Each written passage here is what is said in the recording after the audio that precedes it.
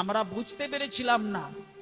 একদিন দেখলাম আমাদের গ্রামের পশ্চিম দিকের এক গোয়ালার বাড়ি থেকে একাদশীর দিন রাত্রির 12টার পরে একটা গরু দড়ি টেনে ছিঁড়ে ছুটে ছুটে এসে ঢিবিটার উপরে শুধু উঠে গরুটা নীরবে দাঁড়িয়ে থাকে। আর যখনই গরুটা ঢিবির উপরে উঠে দাঁড়ায়, মা, তার বাঁট থেকে না আপনা আপনি দুধ ঝরে ঝরে পড়ে ঢিবিটা ভিজে যায়। এবং এটা একদিন ঘটেনি মা, এটা প্রায় দিন ঘটে। আমরা একদিনকে 10 জন রাত্রির বেলায় গোপনে গোপনে ঠিক করলাম ঢিবিটা খুঁড়ে খুঁড়ে দেখবো ভেতরে কি আছে। এই বলে মায়েরা রাত 12টার পরে যখন কোদাল কুড়ুল কাটারি সবকিছু নিয়ে আমরা ওই ঢিবিরটাকে খুঁড়তে থাকলাম, ঢিবি খুঁড়তে খুঁড়তে খুঁড়তে খুঁড়তে মাটির তলদেশে যখন পৌঁছে গেলাম, সেখানে গিয়ে আমরা কি দেখতে পেলাম জানো মা? দেখলাম ঢিবির মধ্যে নিতাই গৌরের মূর্তি রাখা ছিল। হরিবল। মধ্যে নিতাই গৌরের মূর্তি রাখা ছিল, ঢিবের মধ্যে নিতাই গৌরের মূর্তি রাখা ছিল। তাহা দেখি নয়ন আর মন জুড়াইল। ওই তাহা দেখি নয়ন আর মন জুড়াইল। তাহা দেখি নয়ন আর মন জুড়াইল। ও আচ্ছা, ও বাবা, মানে এইরকম একটা অদ্ভুত ঘটনা কি জীবনে আপনাদের কোনোদিন ঘটেছে? মাটির তলা থেকে ছোট্ট ছোট্ট দুটো কাঠের নিতাই গো। বাহ, তারপর কি হলো বলো, বলো আমি শুনি। তখন গ্রামবাসীগণ বলছেন, মা, মাটির তলায় এইরকম ছোট্ট ছোট্ট দুটো কাঠের নিতাই গো যখন উঠলো, আমরা কাশী থেকে ব্রাহ্মণ ডেকেছিলাম। 108টি ব্রাহ্মণ ডেকে তাদের প্রাণ প্রতিষ্ঠা করে আর একটা সুন্দর করে মন্দির বানাতে গিয়ে এই যে 3টে বছর আমরা খাজনা দিতে পারি না, আমরা শুধু নিতাই গৌরের প্রাণ রক্ষা করার জন্য আর মন্দির তৈরি করার জন্য আমরা 3টে বছর না মা খাজনাটা ঠিক দিয়ে উঠতে পারি না। আপনি কিছু মনে করবেন না। তখন জমিদার গিন্নিমা বলছে, বাবা তোমরা কিছু মনে করো না, যে নিতাই গৌরের মন্দির বানাতে গিয়ে তোমরা খাজনা দিতে পারলে না, আজকে আমি মা হয়ে তোমাদের কথা দিলাম বিগত 3 বছরের খাজনা তোমাদের আর দিতে হবে না। সে চিন্তাটা ছেড়ে দাও, বরং আমি মা হয়ে কথা দিলাম আগামী 3 বছরের খাজনাটাও তোমাদের আজ থেকে মকুব করে দিলাম। কিন্তু আমাকে এইবার দেখাও তো তোমাদের নিতাই গৌর দুটো কেমন হয়েছে।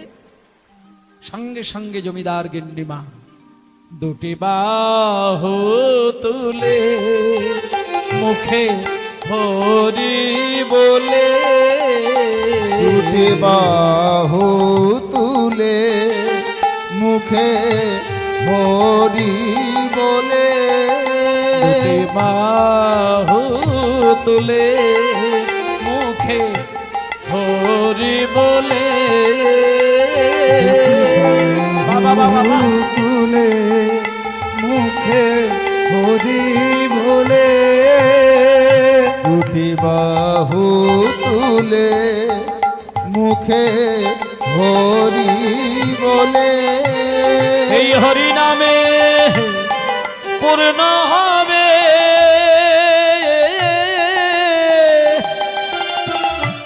সকল মনসা। হরি নামে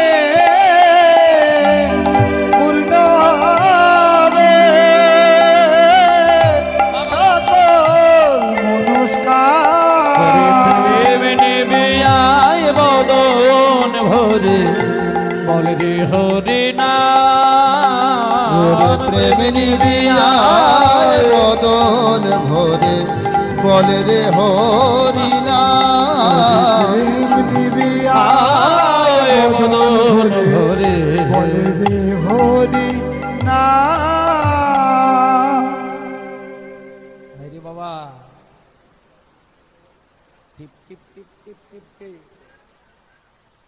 হরিবোল হরিবোল হরিবোল, নিতাই গৌর হরিবোল। জমিদার গিন্নিমা সেই নিতাই গৌরের সাক্ষাৎ পেল। আজকে চন্দ্রশশী দেবীকে যখন এইভাবে সমস্ত ঘটনা শোনালেন জমিদার গিন্নিমা, সবাই কি হবে এবার? প্রেমানন্দে মেতে হরি বলো, হরি নামের বন্যা যে এলো। প্রেমানন্দে মেতে হরি বলো, হরি নামের বন্যা যে এলো। হরি বলো, হরি নামের বন্যা যে এলো। প্রেমানন্দে মেতে হরি বলো, হরি নামের বন্যা যে এলো। প্রেমানন্দে মেতে হরি বলো, হরি নামের বন্যা যে এলো। এমন বন্যা দেখি নাই সুগনাতে তলায়, এমন বন্যা দেখি নাই সুগনাতে তলায়। বন্যা দেখি নাই শুকনাতে আর তলায়। ডুবলা নদীর পুরুষ নারী জাতের বিচার নাই। এমন বন্যা দেখি নাই মানুষ শুকনাতে তলায়। ডুবলো নদের পুরুষ নারী জাতের বিচার না। ঠাকুর হরিদাস, ঠাকুর হরিদাস সে কাজের ছেলে, সে বুঝি ডুবে গেল। হরিদাস, ঠাকুর হরিদাস কাজীর ছেলে, সে বুঝি ডুবে গেল। আর হরি নামের হরি হরি হরি বল। আনন্দে মেতে হরি বলো, হরি নামের বন্যা যে এলো। প্রেমানন্দে হরি বলো, হরি নামের বন্যা যে এলো।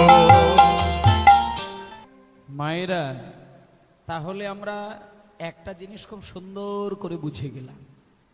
এটা বুঝতে আমাদের কোনো অসুবিধে হলোই না যে গৌরকে ভালোবাসলেই সকলকেই ভালোবাসা যায়, কিন্তু গৌরকে না ভালোবেসে সকলকে ভালোবাসলেও সবার ভালোবাসা রক্ষা করা যায় না।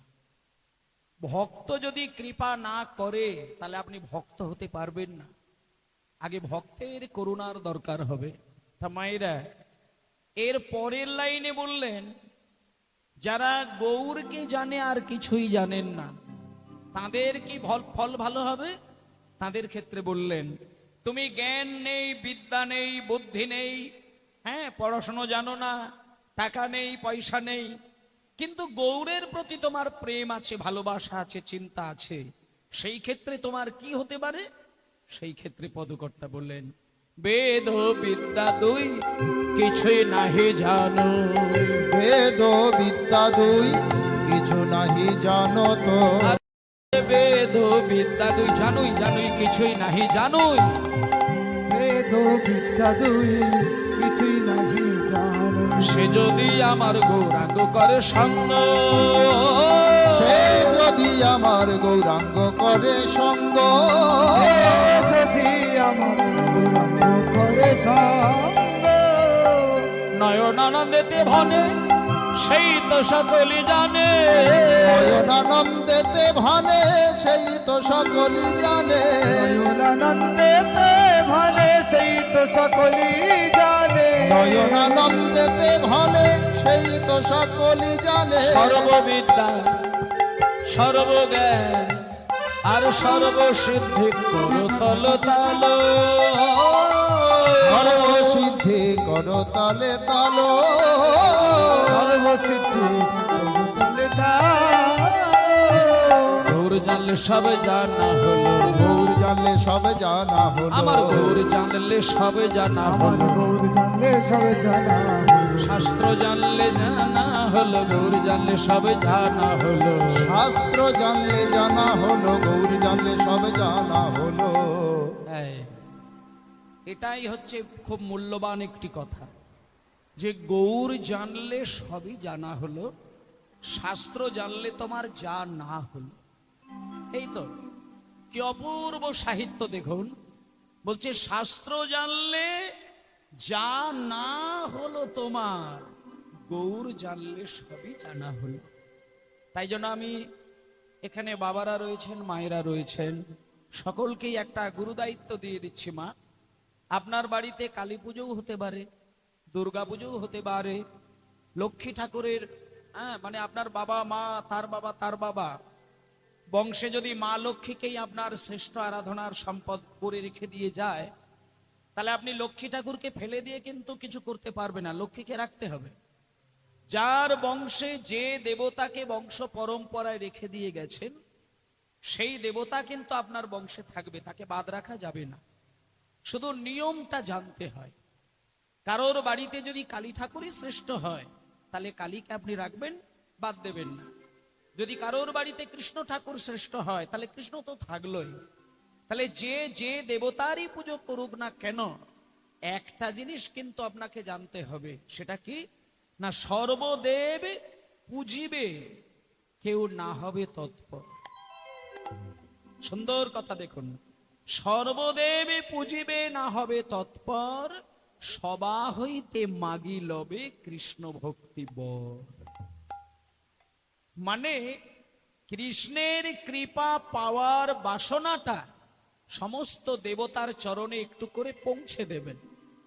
তুমি যদি কালীর পুজো করো, তোমাকে বলতে হবে এটাই যে মা কালী, এই যে আমি অমাবস্যার দিনে তোমার চরণে আমি প্রার্থনা জানাই, তুমি তো কালী, তুমি তো শক্তির প্রতীক, তাই তুমি আমাকে একটা শক্তি দান করো।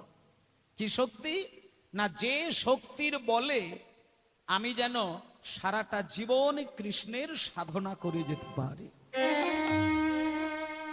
কারণ এটা সত্য কথা, অন্তরে যদি ভগবানকে ডাকার মতন শক্তি না থাকে, ভগবানকে ডাকার মতন দেহে যদি বল শক্তি না থাকে, ভগবানকে সেবা করার জন্য বুদ্ধির বল যদি না থাকে, ভগবানকে সারা জীবন চিন্তা করার জন্য ধৈর্যের বল যদি না থাকে, শক্তি না থাকে, তাহলে আপনি সব দিক থেকে দুর্বল হয়ে গেলেন, মানে অক্ষম হয়ে গেলেন। সেই ক্ষেত্রে ভগবানকে কোনো দিক থেকে আপনি ডাকতে পারলেন না। তাই জন্য বললেন ধৈর্য শক্তি, অর্থের শক্তি, দেহের শক্তি, বুদ্ধির শক্তি, হ্যাঁ মন্ত্রের শক্তি, এই সবকিছুর শক্তির যিনি প্রতীক, তিনি হলেন আমার জগৎজননী মা কালী। তাহলে যে দেবতারই পুজো করুন না কেন, আপনি কৃষ্ণকে কিন্তু পেতেই হবে, এটা আপনার বাসনা। এইবার আপনাদের একটা কথা বলি, কৃষ্ণকে পেতে গেলে আপনাকে রাধারানীর চরণ ধরে কাঁদতে হবে। আর রাধারানীকে পেতে গেলে আপনার যে কাজ, সেটা হলো কলির প্রাণ পুরুষ আমার গৌরাঙ্গের চরণ ধরে কাঁদতে হবে। এবার যদি মনে করো তুমি রাধাকেও ডাকতে পারবে না, কৃষ্ণকেও ডাকতে পারবে না, তাহলে কাকেও ডাকার দরকার নেই, সবাইকে বাদ দিয়ে দিন। আপনি শুধু মন্দিরে নিতাই আর গৌরকে রেখে দিন, আর সারাদিনের একটি সময় বার করে শুধু নিতাই চরণে আর গৌর চরণে 5টা মিনিট আপনি আপনার আত্মনিবেদনটা জানিয়ে দিন। শুধু একটা বার 24 ঘন্টার মধ্যে সময় দিয়ে দিন, বাকি 24 ঘন্টা কোনো সময় ভগবানকে ডাকার দরকার হবে না। ঘুমায়েরা সংসারী মানুষ, সংসারে মন বেশি করে দিতে হবে। এই জায়গাটা আমি একটু উল্টো কথা আপনাদের বলে দিই। অনেকে ভাবে যে সংসার করেছো করো, কিন্তু ভগবানের দিকে ধ্যান দাও, সংসার ভালো থাকবে। কিন্তু মায়েরা, সংসার যদি আপনাকে দুঃখ দেয়, আমি গ্যারেন্টি দিয়ে বললাম, আপনি মন্দিরে বসে কোনোদিন আপনার ফুলটা ভগবানের চরণে এক মনে দিতে পারবেন না। আপনি জপের মালায় নাম করবেন, সংসারে যদি দুঃখ থাকে, জ্বালা থাকে, যন্ত্রণা থাকে, ওই নামের মালার মধ্যে কিন্তু আপনার মন কোনোদিন বসবে না। সংসারে শান্তি যত বেশি থাকবে, সেই শান্তিময় সংসারের মানুষগুলো তত স্থির মনে গোবিন্দের চরণ ধরে কাঁদতে পারবে।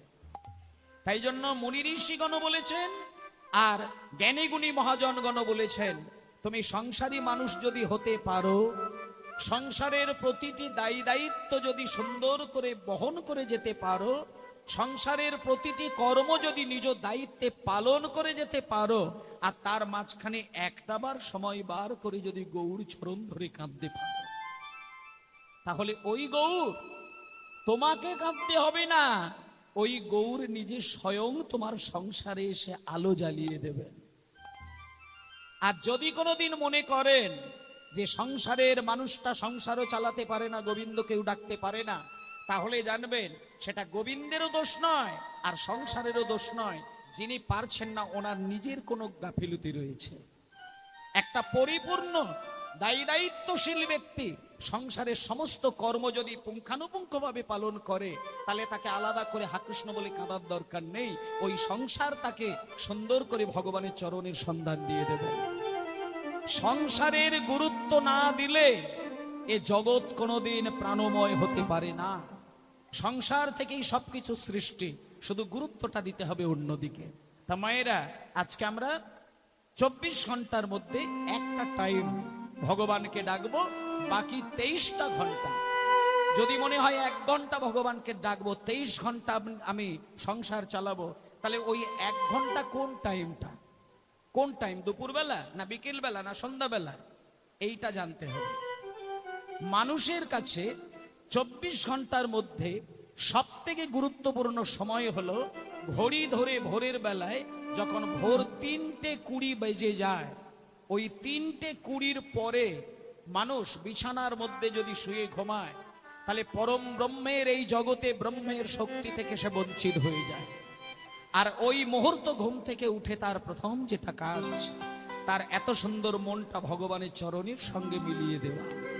এবং যদি কিছুটি না পারেন, তাহলে ওই ব্রহ্ম মুহূর্তে উঠে সবাই মিলে অন্তত 40 মিনিট আপনি ভগবানের নানান কর্মের মধ্যে নিজেকে ডুবিয়ে রাখবেন। আর তার মাঝখানে একটা সময় বার করে নিয়ে 5টা মিনিটের জন্য ভজ গৌরাঙ্গ কহ গৌরাঙ্গ লহ গৌরাঙ্গের নামের হরি হরি গৌরাঙ্গ কহ গৌরাঙ্গ লহ গৌরাঙ্গের নামে রে।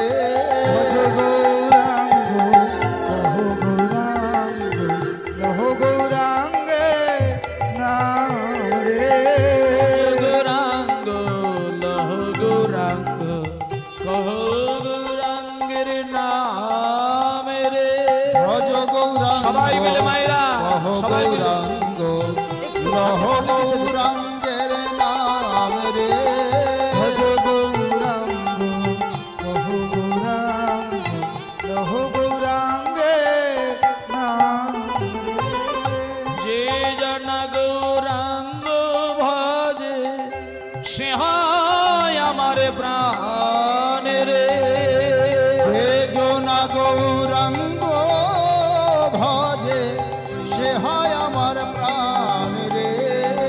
বেদনা গৌরাঙ্গ ভজে সে হয় আমার প্রাণ রে। ভজ গৌরাঙ্গ লহ গৌরাঙ্গ কহ গৌরাঙ্গের নাম রে। ভজ গৌরাঙ্গ কহ গৌরাঙ্গ লহ গৌরাঙ্গের নাম রে। ভজ গৌরাঙ্গ কহ গৌরাঙ্গ লহ গৌরাঙ্গে নাম রে। দিন গেলে হাগৌরাঙ্গ জীবনে একবার রে। দিন গেলে হা গৌরাঙ্গ যে বলে একবার রে। দিন গেলে হা গৌরাঙ্গ কেবল একেবারে রে। দিন গেলে হাগৌরাঙ্গ জীবনে একবার রে। দিন গেলে হা গৌরাঙ্গ যে বলে একবার রে। সে জন আমার হায় আমি হই তার রে। বেদনায় আমার হয় আমি হই তার রে। ভজ গৌরাঙ্গ কহ হরি বল হরি বল হরি লহ বল। গৌরাঙ্গের নাম রে। ভজ গৌরাঙ্গ কহ গৌরাঙ্গ লহ গৌরাঙ্গের নাম রে। ভজ গৌরাঙ্গ কহ গৌরাঙ্গ লহ গৌরাঙ্গের নাম রে।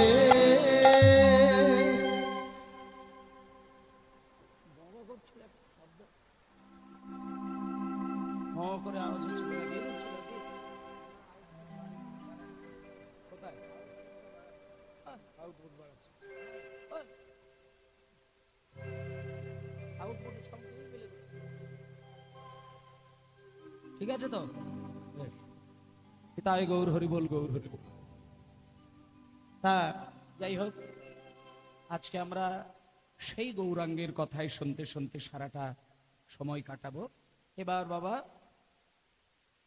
গৌরাঙ্গের নাম মন দিয়ে শুনতে হবে। আজকে এই এত কথা গৌরের হচ্ছে, হোমা যেহেতু আজকে অন্নপূর্ণা বাসন্তী মায়ের ব্রত হচ্ছে, আপনারা মাকে ডাকার জন্য দুটো দিন আপনারা এখানে অপেক্ষা করে আছেন। আজকে কীর্তন হচ্ছে, আর আগামীকালকে কি হবে? কি হবে? অর্কেস্ট্রা। বাবারে বাবা, তার মানে তো নাচানাচি গানাগানি এত কিছু। তাহলে আজকে কীর্তন, কালকে অর্কেস্ট্রা। তা যাই হোক, এই যে প্রথম দিনে হরিনাম, তারপরে আবার অন্য রসের গান। এখানে একটা কথা আপনাদের বলি, শোনেন, কীর্তন হচ্ছে অমৃতের ভান্ডার। এবার অমৃতের ভান্ডারে যদি কেউ আগে চুমু দেয়, তারপরে যদি মনে হয় যে আমি বিষ খাবো, তাতে কিছু অসুবিধে নেই, কিচ্ছু অসুবিধে নেই। শুনে নেন, সমুদ্র মন্থন করে একদিন কে অমৃতের কলসি উঠেছিল, এবং সেই অমৃতের কলসিটা সবার শেষে পেয়েছিলেন শিব ঠাকুর। এবং আপনাদের একটা কথা বলি, শিব ঠাকুর অমৃতটা খেয়েছিল, তারপরে সমুদ্র মন্থন করে সেখান থেকে যে বাসুকি নাগ শরীর থেকে যে বিষটা ছেড়েছিল, সেই বিষ কিন্তু বাবা ভোলানাথ পান করেছিল। এইবার মায়েরা বলুন তো, বাবা ভোলানাথ যে বাসুকি নাগের বিষটা পান করেছিলেন, আপনারা তো এগুলো জানেন। ভোলানাথ কি মরেছিল বিষ খেয়ে? মরেনি। একমাত্র ভোলানাথ যিনি কণ্ঠ পর্যন্ত বিষ পান করেছিলেন, তবুও ভোলানাথের কিচ্ছুটি হয়নি। তার কারণ তিনি বিষ খাবার আগে কি খেয়েছিল? অমৃত পান করেছিল। আর অমৃত যদি আগে কেউ খেয়ে নেয়, তারপরে যদি বিষ খায় বা মাখামাখি করে, তার কিছু এসে যায় না। তত্ত্বের দিকে বলছেন, আমরা সংসার সমুদ্রে এসেছি, এখানে সদাই শুধু বিষ আমাদের জীবনকে তিক্ত করে দিচ্ছে। আপনি যাকে বেশি ভালোবাসবেন, ভালোবাসার প্রতিদানে আপনি বিষ পাবেন, কিন্তু অমৃত পাবেন না। এই সংসার সমুদ্রে আপনি বিচরণ করছেন, সাঁতার দিচ্ছেন, হাবুডুবু খাচ্ছেন, কিন্তু তথাপিও সংসার আপনাকে জ্বালা দেবে, যন্ত্রণা দেবে, বিষ ছড়িয়ে দেবে। কিন্তু তবুও ওই বিষ কিন্তু আপনার মন আর দেহকে কোনোদিন তিক্ত করবে না। কেন জানেন? আপনারা বিষের খাওয়ার আগে যদি অমৃতটা একটু করে পান করে থাকেন, যেমন ভোলানাথ বিষ খেয়েছিল, অমৃত খেয়েছিল তার আগে, তেমন আপনারাও যদি প্রথম দিনে অমৃত খেয়ে নেন, তারপরে যদি বিষ কোনো রকমে খেতেও হয়, তাতে এসে যায় না। তাই আজকে এই বাসন্তী মায়ের পুজোকে কেন্দ্র করে আগামী দিনে ফাংশন হবে। তারপরে আরো যদি কিছু হয়, তাতে দুঃখ কিছু নেই। কারণ দাদারা একটা বুদ্ধিমানের কাজ করেছেন, কি একেবারে ওই অনুষ্ঠানের প্রথম দিনটাই হরিনাম দিয়ে শুরু করে দিয়েছেন। মানে একেবারে অমৃতের কলসিটা প্রথম দিনেই পাওয়ার জন্য আপনাদের ব্যবস্থা করে দিয়েছেন, যাতে করে প্রথম দিনে অমৃত পান করলেন, এইবার শেষে যাই করেন না কেন, আপনাদের কিন্তু আর বিষের প্রভাব অঙ্গে মনে আসবে না। আর সেই জন্য এই অমৃত পাওয়ার জন্য মাকে আমরা একটুখানি সবাই মিলে ডাকবো। যেহেতু মায়ের পুজোটাকে দিয়ে শুরু হলো, তাই চলুন সবাই মিলে একটু হাত জোড় করুন, মাকে আগে ডেকে নিই, তারপরে যেমন কীর্তন হচ্ছে সেই কীর্তনে বেরিয়ে যাব। এখানে আজকে মাকে নিয়েই কিন্তু লীলার মূল পর্বটি থাকবে। মানে নারীরাই যে সবকিছুকে রক্ষা করতে পারেন, বা বিগত দিনে ছিলেন, এখনো থাকবেন, আগামী দিনেও থাকবেন, এখনো আছেন, সেই নারীকে কেন্দ্র করে আজকের মূল পর্বটি থাকবে। এখন আমাদের মা অন্নপূর্ণা দেবী, ওনার চরণে চলুন একটুখানি সবাই মিলে একটু হাত জোড় করে বসবেন সবাই।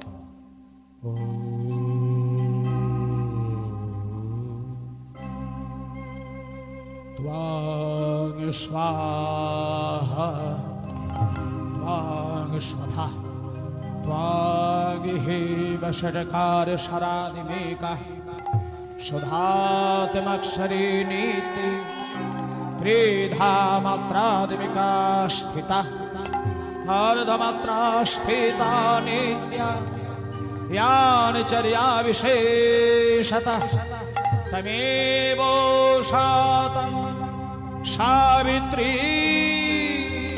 तंगे देवी जननी वरा तयैव दर्याते सर्वा तयैतस्सिज्यते जगत् तयैतत्पल्लाते देवी तमादिशन्त च सर्वदा विशिष्णो सृष्टिरूपातं स्थितिरूपा च बालने तथा संहृतिरूपं ते जगतो हास जगन्मय महावेद महामाया महामेधा महासुमति महामोहा च भवति महादेवी महेश्वरी ऋगिदेशतं च सर्वस्व गुणतः विभाविनी कालरात्रिर्महोरात्रि मुहूर्तस्वदारुणा प्रज्ञा पुष्टि तथा तुष्टि शांति खान्तिरेव च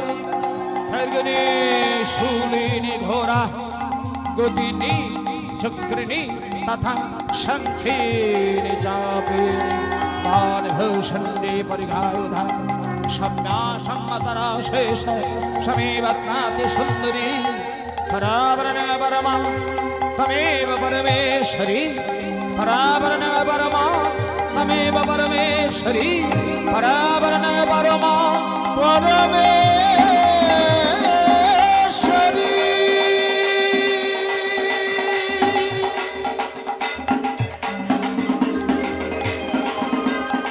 हरि बोल हरि हरि बोल।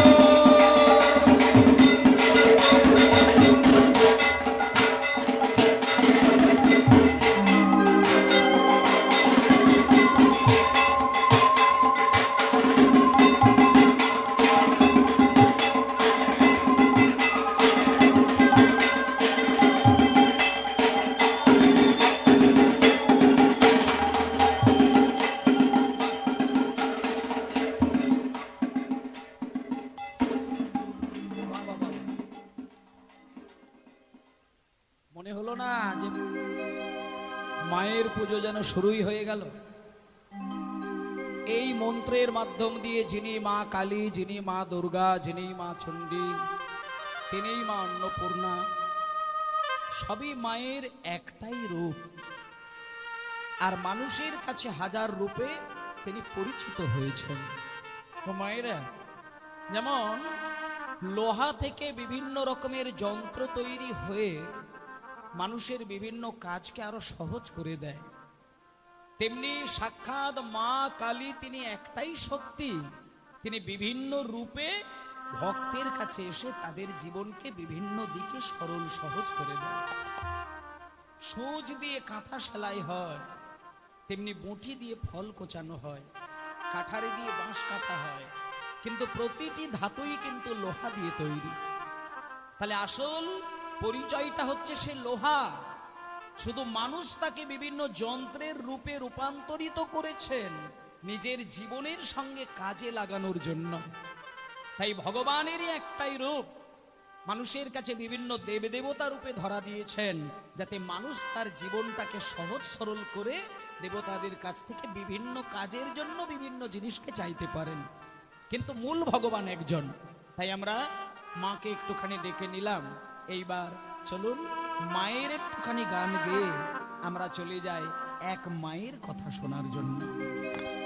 ভক্তমণ্ডলী মায়েরা, আজকে এখানে যে লীলাটি আপনাদের সামনে পরিবেশন করব, বিশেষ করে এখানে যারা আমার মা জননীগণের দল আছেন, যারা আমার মায়েরা বসে আছেন, তাদের জন্য বিশেষ করে আমি গুরুত্বটা দিতে বলবো যে মায়েদের মন কেড়ে নেওয়ার বিষয়টা হচ্ছে এইটা। মানে আদিকাল থেকে মানুষ নারীদেরকে কিন্তু অসম্মান করে এসেছে। এখনো পুরুষ শাসিত সমাজে নারীদের ভূমিকা নেই বললেই চলে। রাত্রির 12টা বেজে গেলে একজন পুরুষ মানুষ নির্ভয়ে রাস্তায় ঘোরাফেরা করতে পারেন, কিন্তু এখনো একটা নারী সে নিজের গ্রামেই রাত্রির 12টার পরে একাকী কিন্তু ঘুরতে পারে না। তাহলে এই যে নারী সম্মান এখনো পর্যন্ত পুরুষরা দিতে পারেনি, তাহলে এই যে নারীদেরকে অসম্মান করা, এটা বিগত দিনেও ছিল, এখনো রয়েছে, আগামী দিনে থাকবে কি থাকবে না বলা যাবে না। তবে শিক্ষা দীক্ষা মান মর্যাদা সবকিছু দিয়ে আমাদেরকে সচেতন হতে হবে যে নারী পুরুষের ভেদাভেদ কোনো কিছু সম্মানের দিক থেকে ভিন্ন থাকা উচিত নয়। কয়েক বছর আগে তো আরজিকর কাণ্ড সারা পৃথিবীকে দেখিয়ে দিলেন যে নারীদের গুরুত্ব পুরুষ শাসিত সমাজে কতটা, তার সঠিক বিচার এখনো পর্যন্ত হলো না, আর কোনোদিন হবেও না। আর এইরকম আরজিকরের মতন ঘটনা শুধু বাংলা নয়, সারা ভারতের মাটিতে লক্ষ লক্ষ হচ্ছে। শুধু চোখের মধ্যে যেটা এসে যায় সেটা নিয়ে লাফালাফি হয়, যেটা মানুষের চোখের আড়ালে চলে সেটা আর মানুষ খুঁজে পায় না। কিন্তু ভেতরে ভেতরে লক্ষ লক্ষ নারী এইভাবে ধ্বংস হয়ে যাচ্ছে পুরুষ শাসিত সমাজের হাতে পড়ে।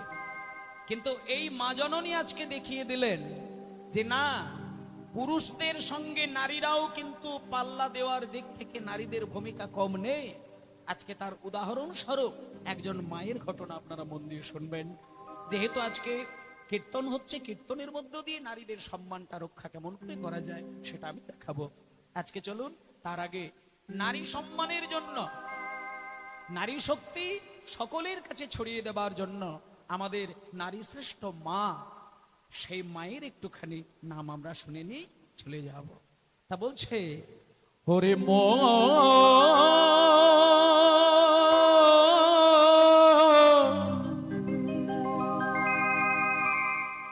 মোনামা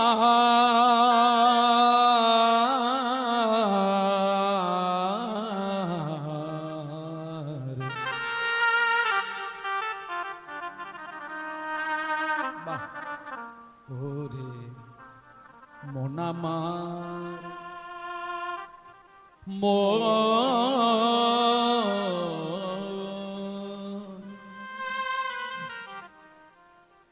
এই দেখুন মায়েরা, দোষ কারোর নয় গো মা, আমি সখাত সলিলে ডুবে মরি শ্যামা, দোষ কারোর নয় গো মা, দোষ কারোর নয় গো মা, আমি সখাত সলিলে ডুবে মরি শ্যামা, দোষ কারো নয় গো মা, সখাত সলিলে ডুবে মরি শ্যামা, দোষ কারোর নয় গো মা। হরিব সখাত সলিলে ডুবে মরি শ্যামা, দোষ কারো নাই গো মা, দোষ কারো নয় গো মা, আমার লোভ মোহ হলো কোদণ্ড স্বরূপ, পূর্ণ ক্ষেত্র মাঝে কাটিলাম আমার ধর্মা ধর্ম হলো কোদণ্ড স্বরূপ, পুণ্য ক্ষেত্র মাঝে কাটিলাম সে কূপে ভরিল কাল রূপ জল, কাল মনোরমা মা,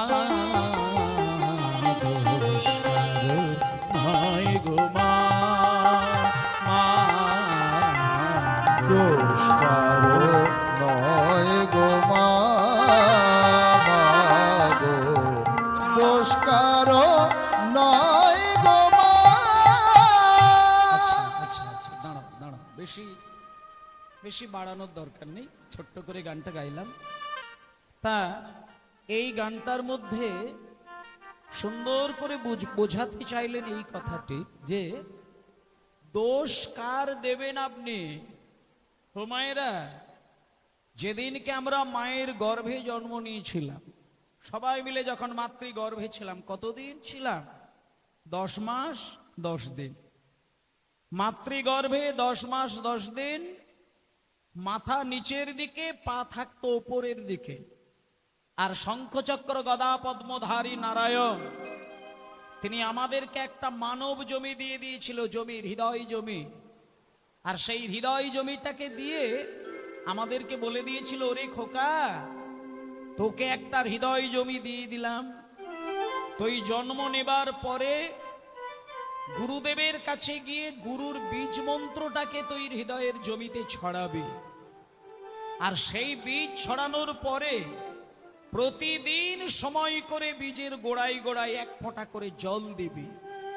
দেখবি সেই বীজ থেকে ছোট্ট গাছ তৈরি হবে, সেই গাছ বড় হয়ে ফল দেবে।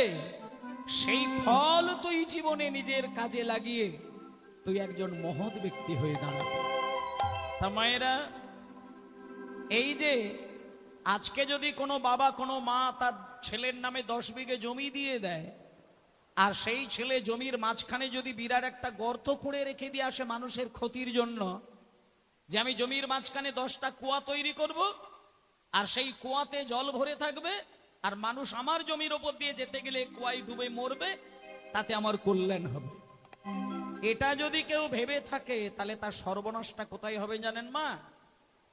নিজের জমিতে গর্ত খুঁড়ে দিয়ে সেই কুয়াতে জল ভরিয়ে রেখে দেওয়ার পরে যদি কোনোদিন নিজের ভুলে নিজের হাতে খোঁড়া গর্তের মধ্যে নিজে ডুবে গিয়ে মরে যায়, তাহলে বলুন দোষটা কি তখন যে জমি দিয়ে দিল তার হলো, না আমার দোষ হলো? জমি যিনি দেন তিনি চাষ করার জন্য দেন, আর আমি দুষ্টু ছেলে চাষ না করে তাতে গর্ত খুঁড়ে দিয়েছিলাম, সেখানে কাল রূপে জল ভরে থাকলো, সেই কাল জলে আমি ডুবে গিয়ে আমি প্রাণ হারালাম। তাই জন্য এখানে যারা সকল ভক্তবৃন্দ রয়েছেন, সকলের কাছে আমার বিনীত নিবেদন এটাই, আপনারা গুরুদেবের কাছ থেকে একটু মন্ত্র অবশ্যই হৃদয়ে নিয়ে আসবেন। গুরুমন্ত্র প্রতিটি মানুষের কাছে খুব গুরুত্বপূর্ণ একটা শক্তি। কারা কারা দীক্ষা নিয়েছেন একটু হাত তুলুন মায়ের। যারা দীক্ষা মন্ত্র নিয়েছেন, বা ঠিক আছে, হরিবোল, নিতাই গৌর হরিবোল। যারা দীক্ষাটা নিয়েছেন তারা ভাগ্যবান, আর যারা নেননি তাদেরকে আমি অনুরোধ করব গুরু দীক্ষা মন্ত্রটি নিয়ে নেবেন। আর একটা কথা বলে দিই, গুরু দীক্ষা নেবার সময় আপনি 1000 বার নয়, লক্ষ লক্ষ বার ভেবে গুরু চিন্তা করে গুরু দীক্ষা নেবেন। কারণ আপনি যাকে গুরু করবেন তিনি গুরু হবার যোগ্য কিনা সেটা বুঝে জেনে তাকে আপনার জীবনের সঙ্গে গুরু শিষ্যের সম্পর্কে জড়াবেন। কারণ গুরুর এরকমই শক্তি থাকার দরকার, শিষ্য যদি মাতালো হয়, শিষ্য যদি চিটিংবাজও হয়ে যায়, শিষ্য যদি পকেট মারো হয়, ডাকাতিও হয়, ডাকাতও করে বেড়ায়, কিন্তু গুরুর এত ক্ষমতা থাকবে যে একজন পকেটমার, চিটিংবাজ, মাতাল, জালজুয়াচুরি তাকে টেনে নিয়ে তার ক্ষমতা আছে ভগবানের চরণ পাইয়ে দেওয়া। আমার পৃথিবীর মধ্যে শ্রেষ্ঠ গুরু 2 জন, এক হচ্ছে নিতাই গুরু আর আমার গৌরাঙ্গ গুরু। যারা দুজনে মিলে এ পৃথিবীর শ্রেষ্ঠ মাতালকে মদের স্বাদ চিরকালের মতো দূর করে দিয়ে হাতে জপের মালা ধরিয়ে দিয়েছিল। বিখ্যাত মাতাল, যাদের উপরে মাতালের সন্ধান আপনি পাবেন না। এ পৃথিবীতে 2টো মাতালের নাম আমি বলছি, যার মদ খাওয়া শুধু শুনলে পরে নেশা লেগে যাবে, মদ খেতে লাগবে না। তারা হলো জগাই আর মাধাই। জগাই মাধাই যখন মদ খেতে বসেন, তারা 80 হাঁড়ি করে মদ খেত। তখনকার দিনের মদের কলসি, এখন তো বোতল সিস্টেম, তখন কলসি করে মদ খাওয়া হতো। আর সেই কলসি বিরাট বিরাট কলসি নয়, একেবারে 10 লিটার করে জল ধরবে তা না, ছোট্ট ছোট্ট মদের কলসি। 80 হাঁড়ি করে তারা মদ খায়, এবং মদটা যাতে করে খেতে গেলে ভালো মজা পায় তাতে করে তারা গোমাংস রান্না করে মদ খেতেন। যারা বৈষ্ণব জগতের সঙ্গে জড়িত আছেন তারা মনে হয়তো কথাটা শুনলে একটু ব্যথা পাবেন। কারণ ব্যথা পেলেও এ কথাগুলো আমাদের ধর্মকে আরো এগিয়ে নিয়ে যাবে। কারণ আমাদের এই সনাতন ধর্মে মদমাতালের আমদানি তো খুব কম নেই, এটাও কিন্তু সত্য কথা। আজকে কালী পুজো করবেন, কমিটির ছেলেরা মদ খাচ্ছে। দুর্গা পুজো করবেন, কমিটির ছেলেরা মদ খাচ্ছেন। হরিনাম করবে, সাধারণ মানুষ মন দিয়ে হরিনাম শুনছে, কিন্তু কমিটির ছেলেরা মদ খেয়ে হই হই করছে। এ তো দুর্ভাগ্যের কপাল। যেখানে ধর্মের মঞ্চ তৈরি হয়, যেখানে ধর্মের আসন তৈরি হয়, সেখানে মদের নামটাই আসে না, কিন্তু কমিটি মদ খায়। কিন্তু আপনি খোঁজ নিয়ে নিন, যদি আপনাদের এখানে মুসলমান থাকে, আপনি এই বাংলায় যেখানেই মুসলিম সম্প্রদায় দেখবেন, আমি গ্যারেন্টি দিয়ে বলছি, কয়েকদিন আগে তো মুসলিম ধর্মের ঈদ উৎসবটা পালন হলো। আমরা ওই দিন গান থেকে ফিরছিলাম, মিনিমাম 10টা ঈদের অনুষ্ঠানের ভেতর দিয়ে আমরা বাড়ি আসলাম। আমি হাজার হাজার মুসলমান ভাইদেরকে দেখলাম অনুষ্ঠানে নানান ভাবে তারা আনন্দ উপভোগ করছেন। কিন্তু সনাতন ধর্মের মানুষেরা যেমন অনুষ্ঠানের মাঝখানে মদ না খেলে মনে হয় যেন এনজয় হলো না, এই ধর্মীয় অনুষ্ঠানে মদ খেয়ে আনন্দ করতেই হবে, এটা হিন্দু সনাতন ধর্মে দেখা যায়। কিন্তু ইসলাম ধর্মের মধ্যে কিন্তু এরা এই জায়গাটা করে না। ধর্মের দিক থেকে পরিষ্কার। সনাতনীরা যদি ধর্মটাকে এইভাবে ধরে রাখতো, আজকে বিধর্মী মানুষেরা সনাতন ধর্মে লাথি মারার ক্ষমতা তাদের তৈরি হতো। আজকে যে দুঃখটা আপনি দেখতে পাচ্ছেন, সেটা আপনার ঘরের মানুষটাই দুর্বল, সেই জন্য আপনার ধর্মকে আঘাত করে দিচ্ছে। কঠিন পাথরে লাথি মারতে গেলে নিজের পাটাই ভাঙে, কিন্তু নরম কাদায় লাথি মারলে পায়ে কোনো ক্ষতি হয় না। তাই সনাতন ধর্মের মানুষ এখন নরম কাদার মতন আচরণ করছে। বিদেশি ধর্ম এসে লাথি মারছে, ধর্ম রসাতলে যাচ্ছে। তাই আপনাদের আমি করজোরে বিনয় করে বলি, ধর্মকে ধর্মের জায়গায় রাখবেন, কর্মকে কর্মের জায়গায় রাখবেন, ভক্তিকে প্রাণ ভরে সম্মান দেবেন। আর আনন্দ যদি করতে হয়, তাহলে ধর্মের অনেক দূরে গিয়ে করবেন। ধর্মের আবর্তনের মধ্যে এই জিনিসগুলো আসা সম্ভব নয়, উচিত নয়। সেজন্য আপনাদেরকে আমি বলে দিই, জগতের বিখ্যাত গুরু দুইজন নিতাই গৌর, যারা মাতালকে হরিনাম দিতে গিয়ে হরিনাম দিয়ে দিলেন। তাই আপনারা যারা দীক্ষা নিয়েছেন তাদেরকেও বলি, আর যারা দীক্ষা নেননি তাদেরকেও বলবো, দীক্ষা মন্ত্রটা নিয়ে নেবেন। কারণ মন্ত্র শক্তির হৃদয়ে যদি ধারণ হয়, সেইখানে কামবীজ মন্ত্রে চোখের জল ফেললে সেখানে ভক্তির ফল ফলবে। আর ভক্তি যদি হৃদয়ে একবার জেগে যায়, তাহলে আর জীবনে কোনোদিন দুঃখ আসবে না। তাই মায়েরা, আজকে আপনাদের এই অনুষ্ঠানে চলুন একজন মায়ের চরণ সেবা করি, তার গুণকীর্তন আমরা মন দিয়ে শুনি। তিনি কে? নদিয়া জেলার মাঝে কৃষ্ণনগর ধাম, অতি মহিষী নারী চন্দ্র শশীনা। নদিয়া জেলার মাঝে কৃষ্ণনগর ধাম, অতি মহিষী নারী চন্দ্র শশীনা। অতি মহিষী নারী চন্দ্র শশীনা। অতি মহিষী নারী চন্দ্র শশীনা। অতি মহিষী নারী চন্দ্র শশীনা। জমিদারের কন্যা রূপে জন্ম হইল, জমিদারের কন্যা রূপে জন্ম হইল। আচ্ছা, আমি যখন একটু উপরের দিক গলা দিচ্ছি তুমি কমাবে না, তাহলে আমার চাপ আসছে, মাঝে মাঝে কমাচ্ছে, আমি বুঝতে পারছি। ঠিক আছে। জমিদারের কন্যা রূপে জন্ম হইল, জমিদারের কন্যা রূপে জন্ম হইল। পিতা মাতার স্নেহ সাগরে বাড়িতে লাগিল। পিতা মাতার স্নেহ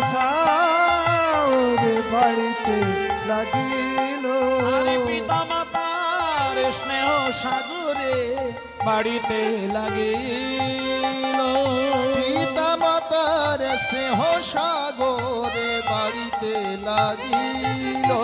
আর নদিয়া জেলা জেলার মাঝে নদিয়া জেলার মাঝে কৃষ্ণনগর ধাম নদিয়া জেলার মাঝে কৃষ্ণনগর ধাম। ও যে অতি মহীয়সী নারী চন্দ্র শশীনা অতি মহিয়সী নারী চন্দ্রশোষী নাম।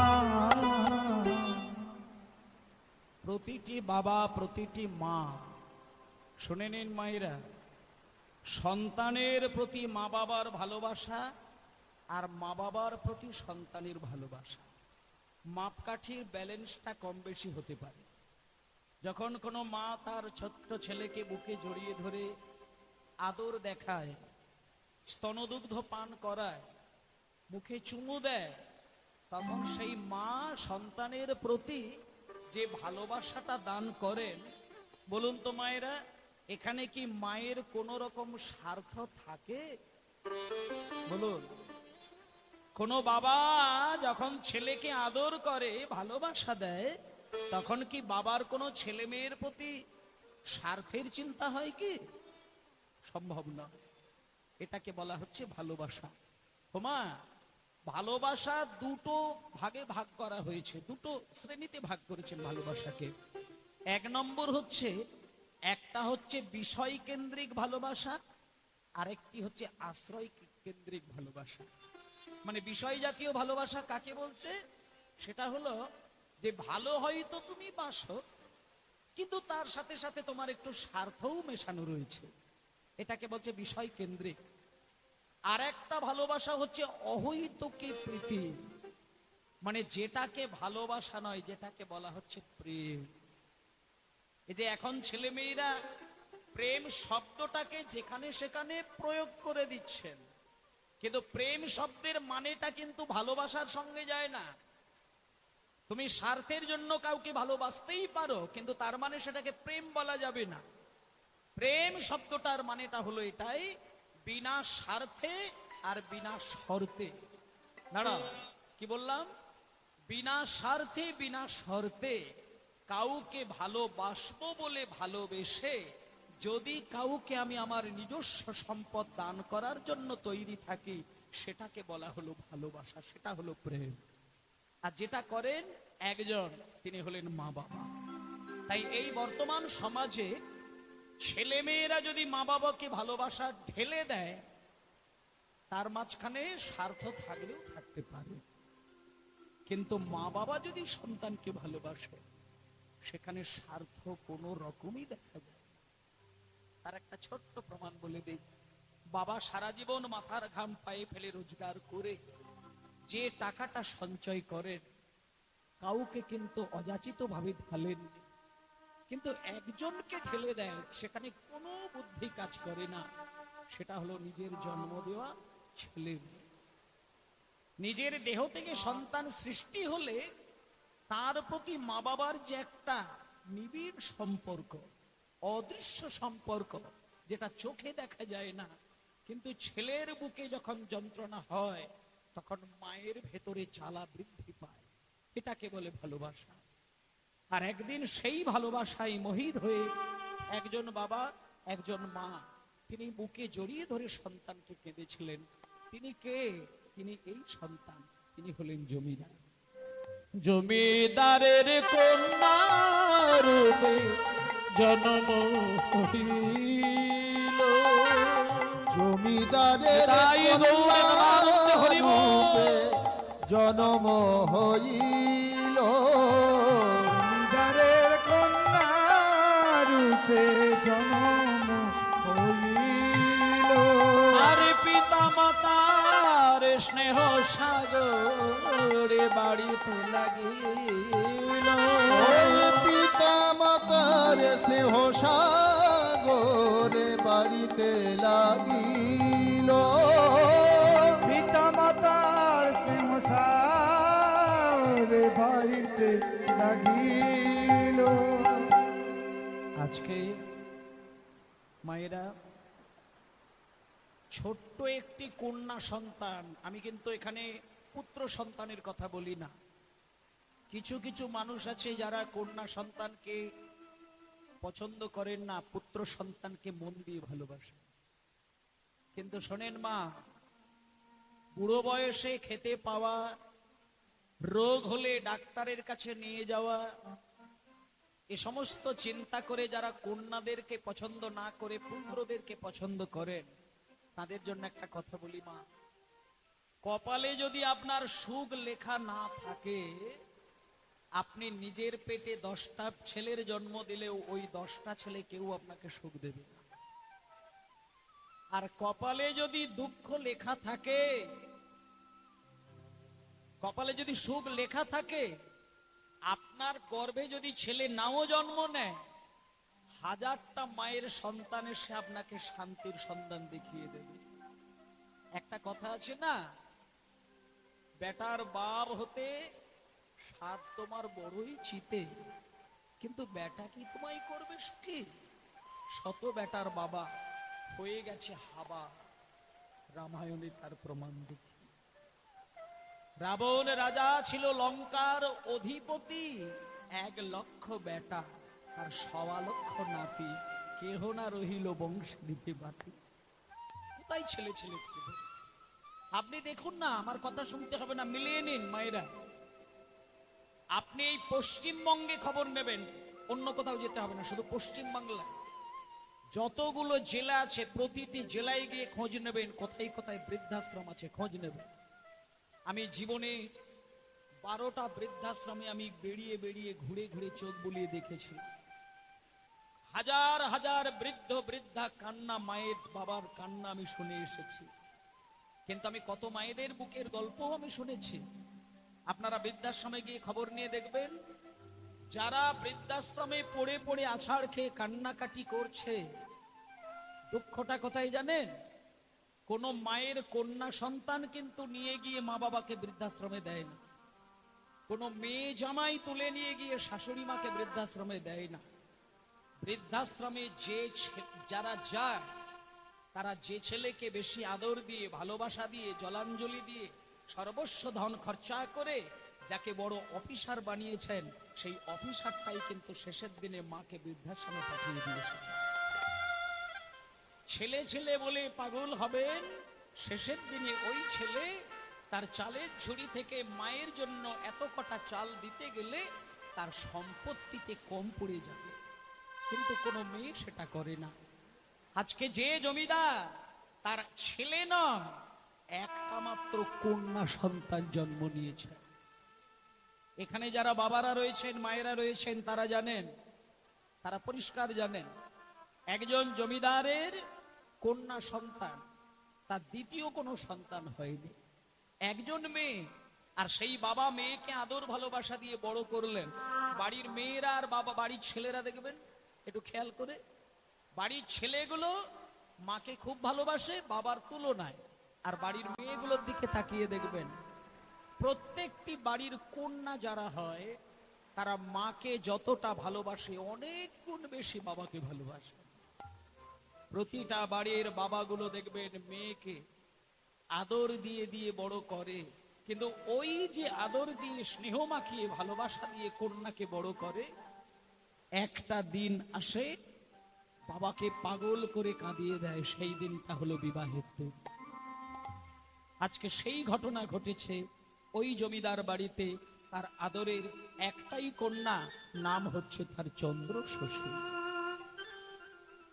ধীরে ধীরে যখন মেয়েটা বড় হয়ে যায়, জমিদার মেয়ের মুখের দিকে তাকিয়ে মনে মনে একটা সিদ্ধান্ত নিলেন, আমার মেয়ে আমার প্রাণ, কিন্তু সমাজের রীতিনীতি অনুসারে মেয়েকে তো আর বেশি দিন রাখা যাবে না।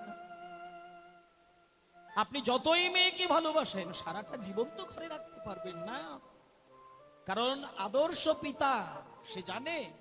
মায়েরা, জমিদার মনে মনে চিন্তা করছেন, একজন নারী বিবাহ করবে, তার গর্ভে সন্তান জন্ম নেবে, আর ওই নারীর গর্ভের সন্তান তাকে মা বলে ডাকবে, আর যেদিনকে তার পেটের ছেলেটা মা বলে ডাকবে, সেদিন প্রতিটি নারীর জীবন কিন্তু ধন্য হবে।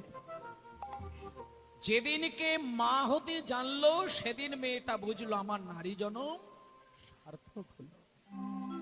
আজকে ওই ছোট্ট কন্যা বিবাহ, কত আনন্দ করেছে, কত মুনি ঋষি এসেছেন, কত সাধকগণ এসেছেন, কত সাধারণ মানুষ এসেছেন।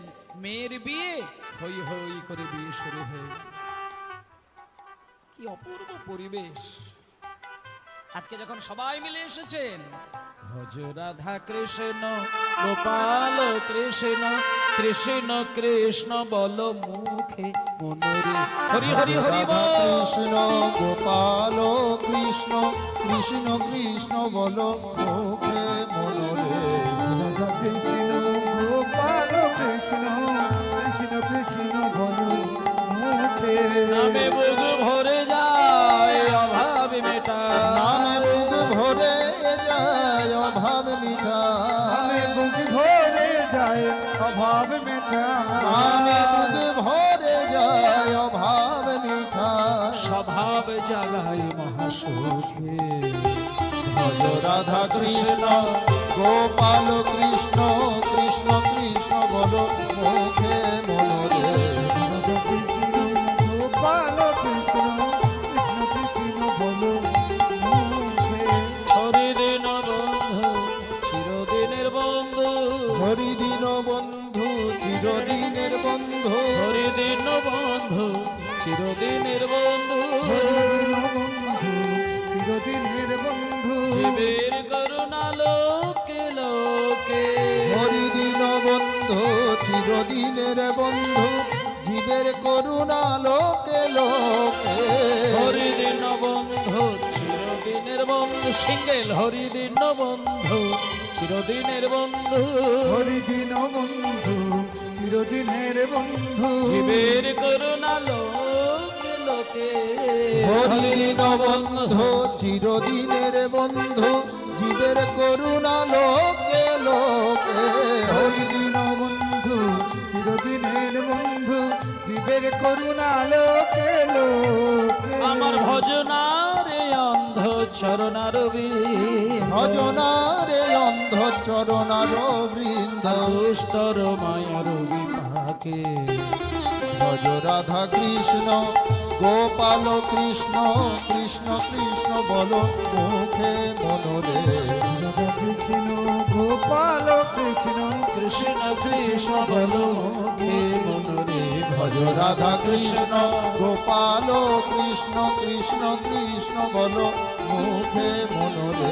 রাধা কৃষ্ণ ভজ গোপাল রাধা কৃষ্ণ। কৃষ্ণ, ভজ রাধা কৃষ্ণ, ভজ রাধা কৃষ্ণ। শোনেন, বিবাহ শুরু হয়ে গেল। বর বাড়িতে এসেছেন। ও মায়েরা, যে ছেলেটার সঙ্গে বিবাহ দিলেন, নদিয়া জেলা আপনারা জানেন। নদিয়া জেলার কৃষ্ণনগর একটা খুব বিখ্যাত একটা জায়গা, কৃষ্ণনগর।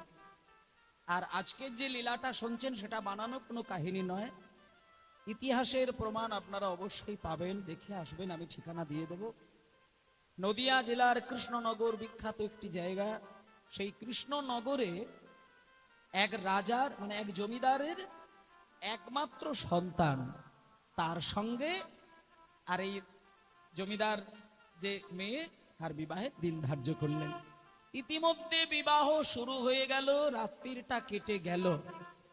সকাল বেলা যখন হলো, এইবার মেয়ে শ্বশুর বাড়ি যাবে। এখানে যে মা বা বাবার বাড়ি থেকে মেয়ে বিয়ে হয়ে শ্বশুর বাড়িতে গেছেন, তারা বুঝতে পারবেন। সকাল বেলায় যখন ওই চন্দ্রশশী দেবী বাচ্চা মেয়েটা স্বামীর সঙ্গে মালা বদল করে আর অগ্নি সাক্ষী করে 7 পাকে বেষ্টন করে যখন ওই জমিদারের একটা ছেলের সঙ্গে বিবাহ কাজ সম্পন্ন করলেন, পরের দিনে সকালবেলায় যখন মেয়েটা স্বামীর হাত ধরে ঘরের বারান্দা থেকে বাইরে বেরিয়েছে, মাকে প্রণাম করতে গেল ওই চন্দ্রশশী দেবী, ছোট্ট মেয়েটা পাগলের মতন করে মায়ের চরণ জড়িয়ে ধরে কাঁদতে শুরু করল। কিন্তু মায়েরা মাকে প্রণাম করতে গিয়ে কাঁদল, কিন্তু পাশে যখন দাঁড়িয়েছিল তার বাবা, বাবাকে মেয়েটা যখন প্রণাম করতে গেল, শুধু কান্না না, বাবার চরণ ধরে কাঁদতে কাঁদতে কাঁদতে কাঁদতে ছোট্ট মেয়েটা জ্ঞান হারিয়ে ফেলল।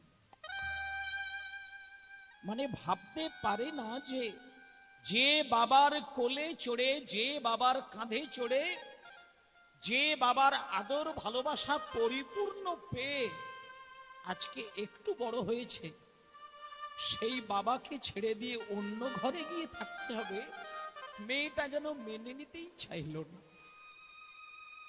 ঘর থেকে বেরিয়ে যাবে, বাবাকে ছাড়তে হবে, চিন্তা করে জ্ঞান হারালেন।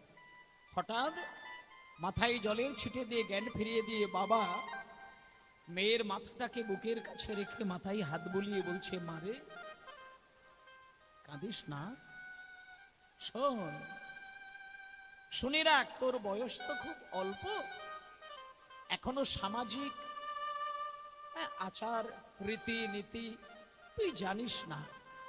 একটা কথা আমি তোকে বলে দিই, প্রত্যেকটি মেয়ের জন্ম হয় পরের ঘরে।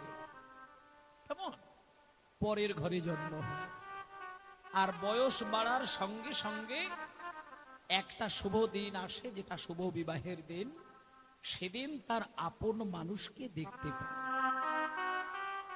তা আজকে তুই আপন মানুষকে দেখতে পেয়েছিস, তার সঙ্গে কথা বলেছিস, তার হাত ধরেছিস, তার সেই আপন মানুষের হাত ধরে আপন ঘরে গিয়ে আপন মনে সংসারটাকে সাজা। দেখুন বাবা কি বলছে,